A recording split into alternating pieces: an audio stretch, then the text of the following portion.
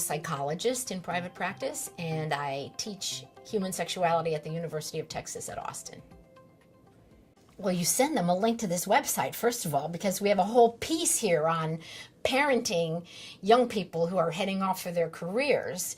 And it is true that there are many parents whose anxiety flows all through you all day and all night, and they're so worried about you doing a good job and being well thought of, and they're so sure that you should take their life wisdom and experience and save yourself all the struggles that they went through.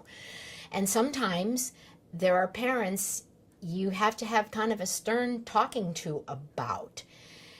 Now, there is some action that you can be taking on your part, one being quit complaining to your parents about everything. They can't hover over stuff you don't bring them into. So don't use your parents as a sounding board. Don't complain about your job to your parents. At some point in life, you need to set boundaries. I'm a little nervous about handling this, but I'm pretty sure I can. As a 20-something, in my opinion, you are still an adolescent. I'm thinking that over the last 10 years or so, American adolescence has extended into the mid to late 20s. So it is definitely a time of still figuring out. It's definitely a time of wanting and hating your parents' advice at the same time. And it's a time of beginning to step up to the adult table so that perhaps you can have a conversation. Dad, I know you went through this same thing when you were first learning. What are some of the skills you brought to the table to handle it? So sometimes there are going to be things that you will want to turn to your parents for advice for.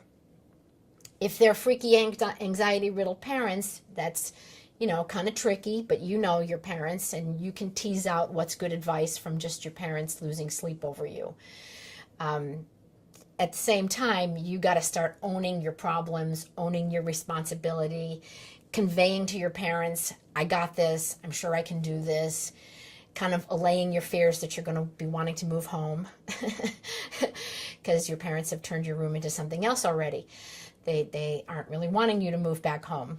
Unless they are, in which case, send them the link to this website so that they can learn some parenting skills for parents of kids who are headed into professional world for the first time.